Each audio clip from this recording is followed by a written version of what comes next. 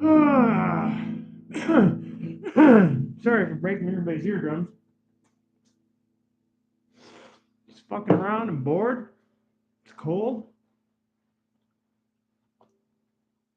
It's actually a little warmer in here now, but it's windier and shit outside.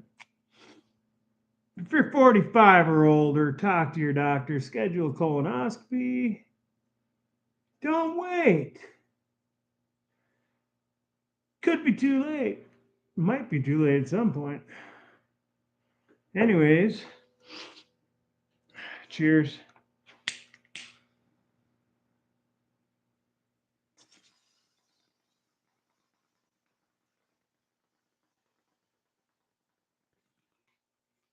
I wish I sounded better in general, but I also wish I made it sound a little better coming out of this damn infernal machine. Going into that infernal machine. So basically, I'm just trying to piss around and find some kind of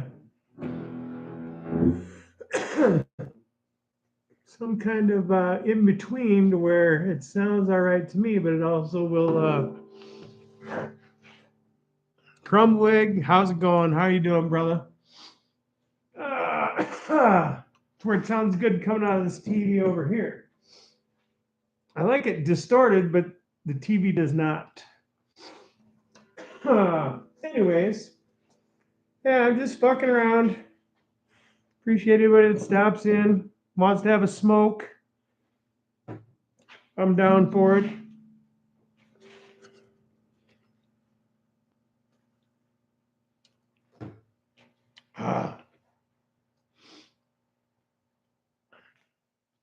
Pretty boring here in Minnesota this time of year.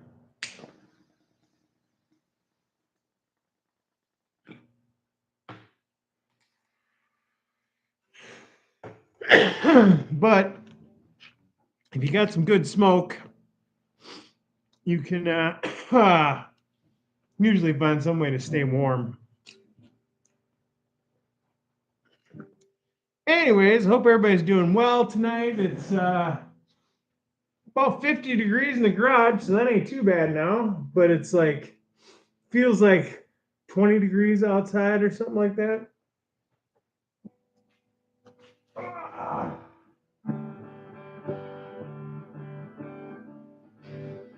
See, I'd love to have it just like this. Turn it up.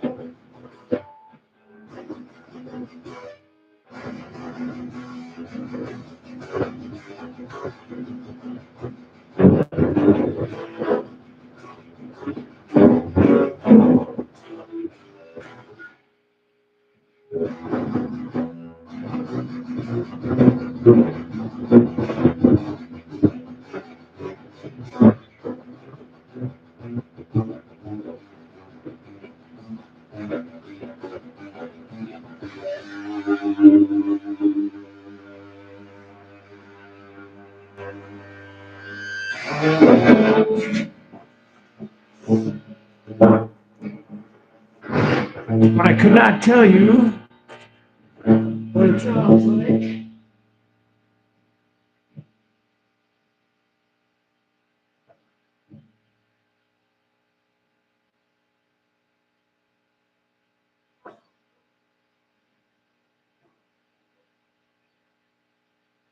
Yeah, the microphone doesn't even pick it up. All right. Well. Fuck. Get back in here. Turn down.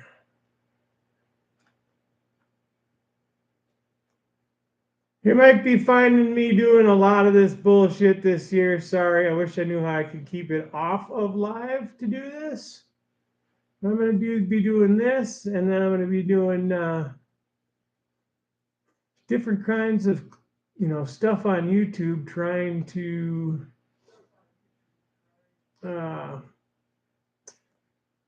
figure out some more of this entertaining stuff. I don't know. Not that any of my shit is entertaining at all. I'm doing it for documentational purposes, like for this guitar crap. I have a hard time remembering what the hell I'm doing on days that I'm, let's call it, very inspired. So I'll come up with something and play it for a while, and then I'll go and set it down to try and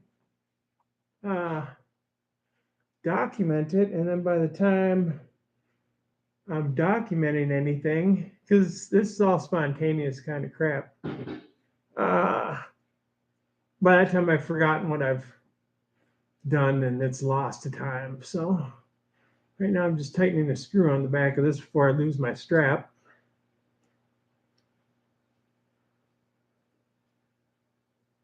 Okay.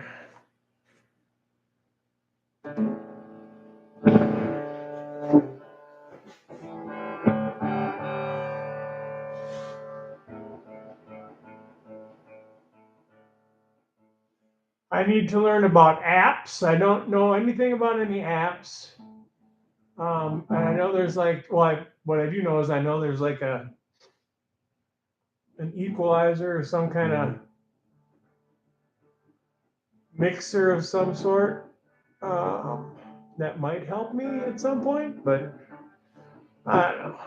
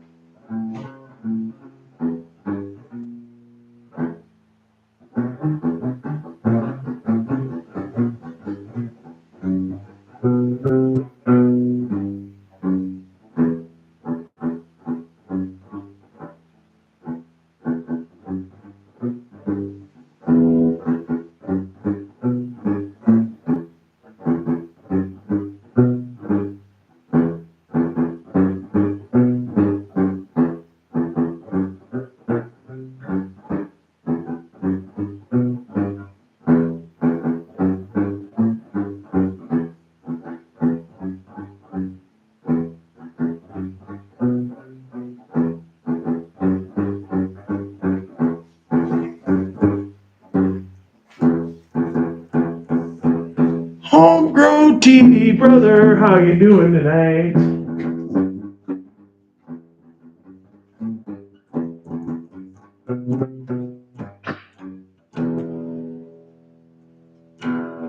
It's cold in Minnesota. And this is all we got to do on a Sunday night. I didn't see anybody live, so I thought I'd park on a live. That's on my feed. Anybody, everybody, whatever. I don't know. I subscribed to a lot of people and I didn't see anybody, so.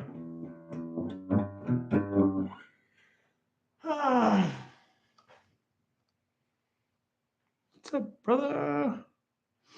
Home Grove 4201.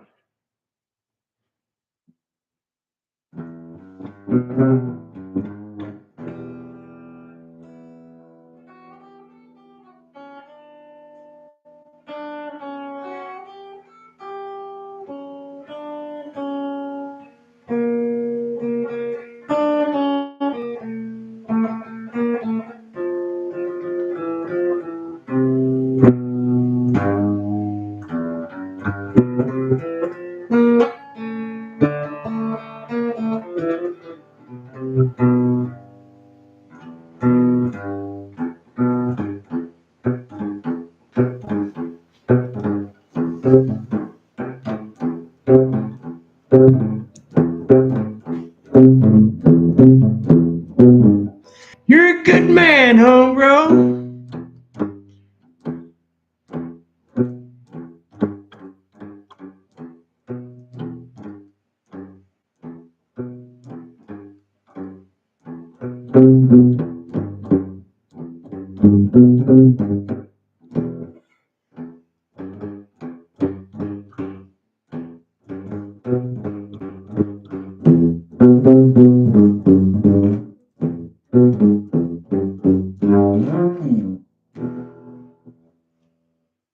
I cook around here, but I cook around here Mondays, Tuesdays, and Wednesdays.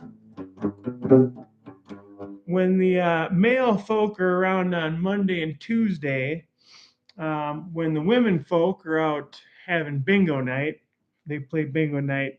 They haven't decided yet for the winter if they're going to go on Mondays or Tuesdays or Mondays and Tuesdays, but whatever. I got the menu covered. I'm a pretty good dang cook. I grow a lot of the stuff we cook. Right now, I've still got a pepper plant in the house. It's got like, well, you've seen my pepper plant. Still got like 20 peppers on it. I'm gonna get a little power strip. I have a 100-watt HLG LED light, and we're gonna grow that sucker out through the winter, and it's gonna flower here again probably as soon as I get that light on it. And I want it to look like I don't know, like we could put it on the front step and it'll be like your bush coming into the freaking door by spring. So it's gonna be a massive hunk of work. I don't know. We'll see how it works out. If it's not going to get more peppers on it, I can keep like 10 to 15 peppers on it at a time. When they get bigger, when they're smaller, you can have like 30 to 50 of them, but they don't seem to grow very fast. So, anyways.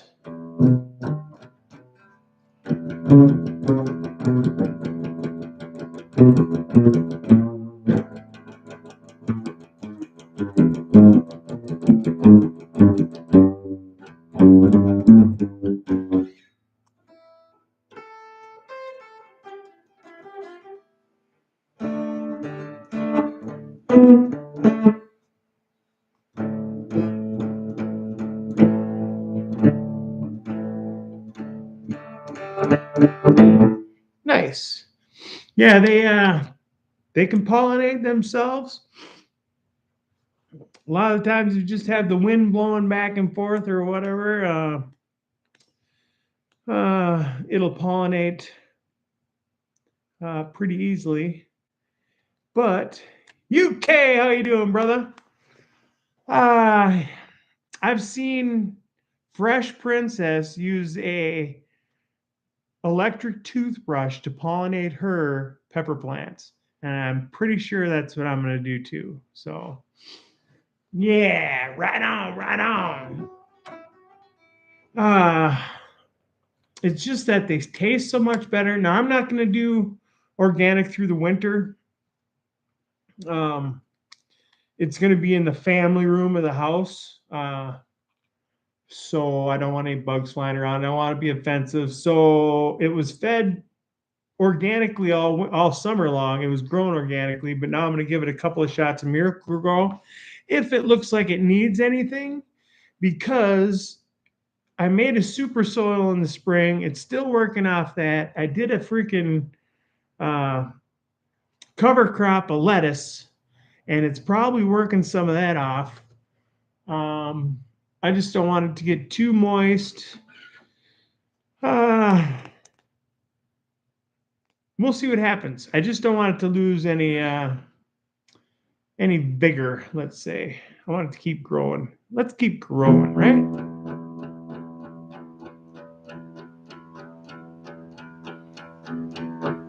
Yeah, it's a pretty nice plant. I mean, everybody's pretty happy with it.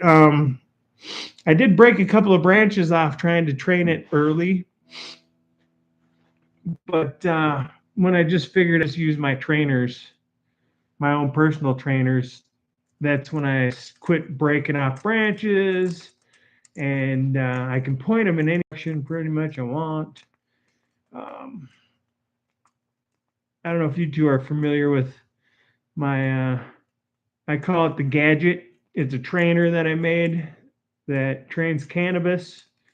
It trains pepper plants, any really apical dominant plant. Not any, but I would say a bunch of them. There's some that I found. I mean, a tomato plant. I don't know if that's really considered the same thing, but that it spreads itself out. This my thing wouldn't work at all on that. But um, I'm starting to train fruit trees, and everything preliminarily has worked well. You've seen my cannabis plants, I'm assuming. Some of them are pretty big and huge and completely flattened out. All of them are always healthy and happy. The training technique doesn't stress them out like other ones do. You don't have to fracture branches at all. I have topped my plants in the past, but this year I experiment with not topping them and just training them. Anyways, I hope everybody's got something to smoke on. And if you're 45 or older, and if I haven't told you this so far today, talk to your doctor, schedule a colonoscopy. I'd like to wish everybody a fabulous Sunday night.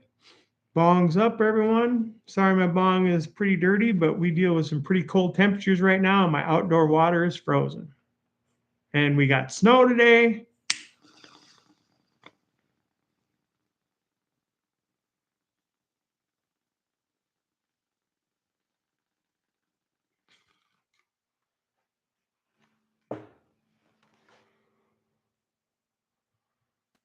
Smoking on some of my homegrown, and I only do outdoor, homegrown outdoor bubble gum,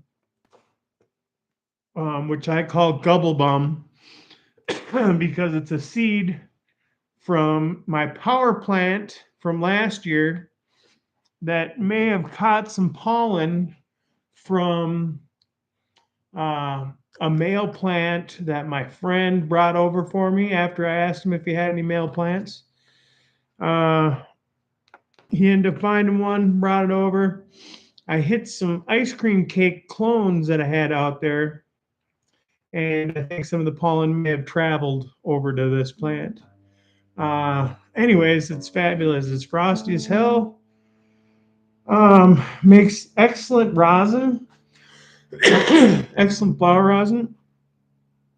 And yeah, other than that, it's Sunday night.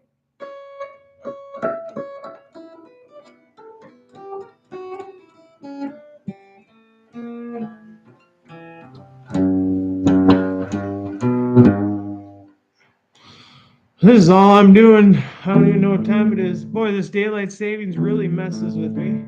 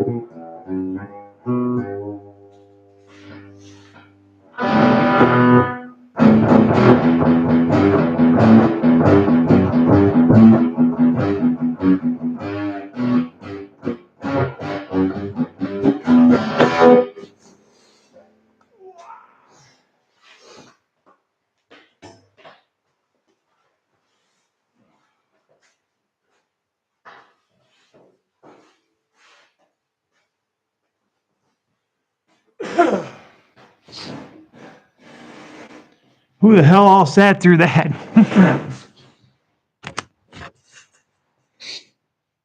Oh, it's happening. Hope everybody's doing well. I didn't think I was messing with anybody's airtime, so I know that's a tough subject these days with a lot of people. I don't know. I know there's only a select amount of cannabis creators out there, or cannabis consumers, cannabis creator consumers, whatever you want to call it. But can't we all just get along? I don't know that anybody's trying to stab anybody in the back or anything. Maybe they are. I don't know. Anyways, I squished a little flower rosin today and did a couple of dabs out of this dirty, stinking bong and gave me a little inspiration to make some noise on that guitar. I don't know. Sure, I'm boring the hell out of most people that pop in here, but it is what it is. Anybody got anything you want to talk about? Oh, Homegrow's still hanging out there, brother? I hope your meal's doing fantastic. Where are you? Are you in Arizona, was it? I don't remember. I don't think it was New York. I don't know. A lot of people are from Michigan on here, Arizona. I don't know. Well, there's a few people from New York, Canada for sure. I don't know if you're aware of. Oh shoot! I haven't seen him on here for a while either. I can't think. Northern Cape Grower. He is a hoot to watch. This dude is a mad scientist. If you want to find any inspiration in anybody, he actually was watching one of my videos, and one of my mulch methods is using grass clippings, and a lot of people don't like that, but I load my grass clippings up with so much dry amendments that it gives kind of like an area for the roots to invade when you might be getting root bound in pots. But he was going into winter, and he saw that I was using grass clippings all over out at my spot, and he asked what I was using. Well, he's in the deserts of South Africa, and I'm assuming he doesn't have a lot of like lawns out there like we do around here at maybe in his area or whatever. So he went out and collected long grass. And I think that did better for him than my grass clippings would have, because it's a little different makeup in that grass stuff, in that taller, fibrous grass. Anyways, what I did like about what I really like about the grass clippings, if you look at my pretty much free fertilizer video, I have used grass clippings from the underside of my lawnmower and made a fermented plant juice out of them using those grass clippings, honey, and any sugar source. A lot of people use brown sugar or molasses or something like that, but I use honey because I have bees. And made a fermented plant juice out of it, and it worked off super fast. Everything was chopped up really small. All the nitrogen was still in the grass because it never got sun bleached. Um, and then I fed that the last couple of weeks of veg to my cannabis, and then I had like 3.5 gallons left, and I fed the rest of that to my vegetable garden. And I had zucchini the whole season. It was so healthy.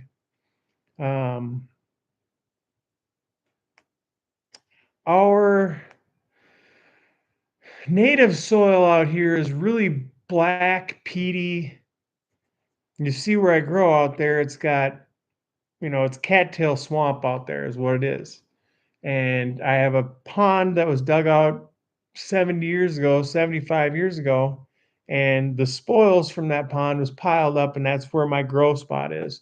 And then I put out some other logs out into the cattails where the water was to make kind of a pad to work on. And then I grow in the side of that berm with an amended soil. Basically, I started out with Miracle-Gro potting soil years ago and was growing in that until 3 years or so ago when I started amending soils while still using salt nutrients.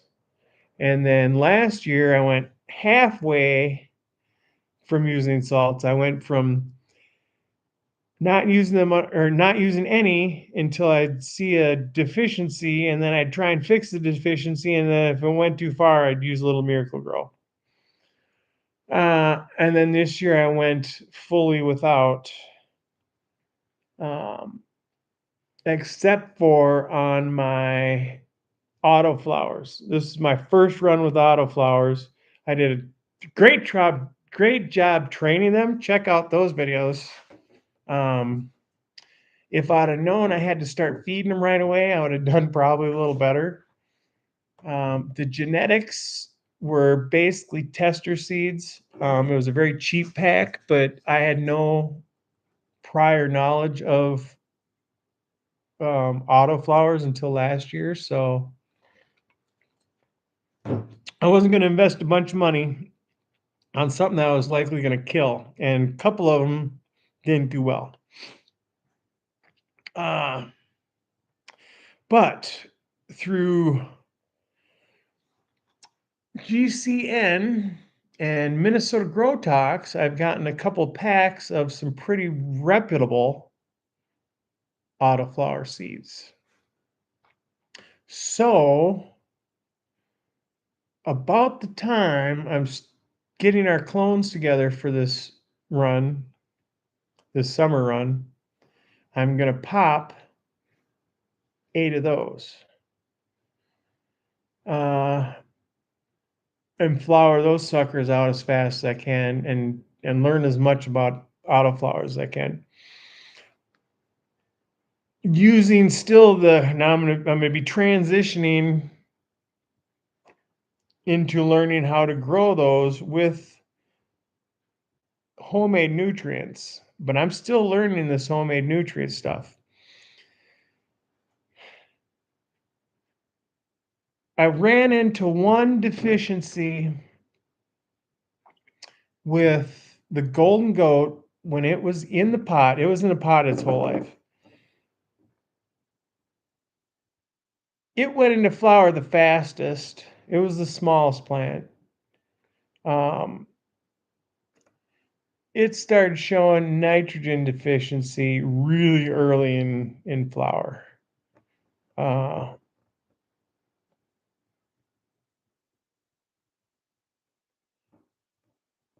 At that time, I was practicing, and I wasn't expecting. See, that's one thing with organics too. You're better off if you're running the same cultivar variety multiple years in a row to learn them. That's why I'm kind of explaining this now. I'm getting it through my head. I want a couple people to be able to back me up. I know a couple of you guys can pretty much repeat what I say some of these times, and you're doing better off comprehending what I'm saying than I am. My buddy Andrew and Aaron. Some of this stuff I don't remember until they bring it up again, and I'm like, oh shit, yeah, okay, I remember that now. Okay, well, yeah, and then that's what brought up this and this. Like right now, I just got a rant, and can I tell you what we were talking about? Probably not.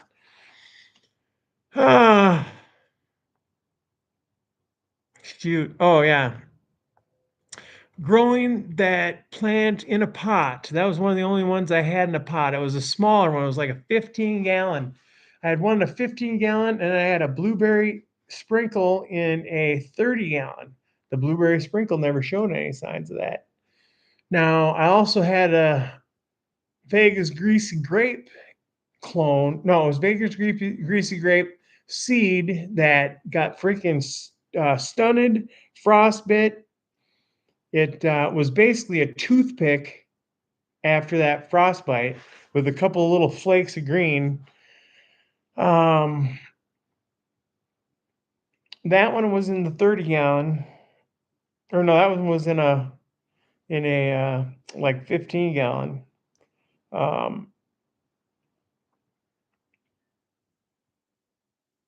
It didn't show any signs of deficiency. So, the one that did, the golden goat, because it was flowering really fast, must have needed a burst of nitrogen or something. And that Vegas Greasy Grape, that was freaking 3 weeks probably after that flowering. But it flowered faster. It didn't show any signs. They're in the same size pot. That 30-gallon, though, was fertilized with my homemade nutrients. Plus, this spring, I went around and collected all the deer crap and made biochar with it. But I collected all the rabbit shit that was out there and put it into that 30-gallon pot. Uh, so I was playing catch up with the organic nutrients with the one cultivar. That's why, like I said, if you're gonna try and do organics and dial something in real well, either run something that somebody else has run and you know the timing of it from them running organics that are similar to yours, or be prepared to throw in some other shit on it, or, you know, you may not get the best yield or the most frost or whatever. Bugs this year were freaking a trip. White flies, aphids, and budworms.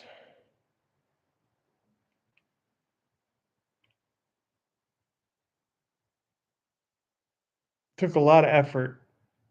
Um, I was spraying them with pond water and compost teas, keeping them at bay. These are the aphids and the whiteflies, keeping them at bay with that stuff until the ladybugs move in. And then right at flower, of course, uh, the damn caterpillars start showing up. Now I'd seen these bigger moths around and put a freaking bounty on their heads pretty much. I was shooing them away a lot, spraying them with compost tea or whatever. But then, because I knew it was a moth of some sort, but then later on I found out that it's the Eurasian um, hemp borer. Also, it's called the corn borer. Also, uh,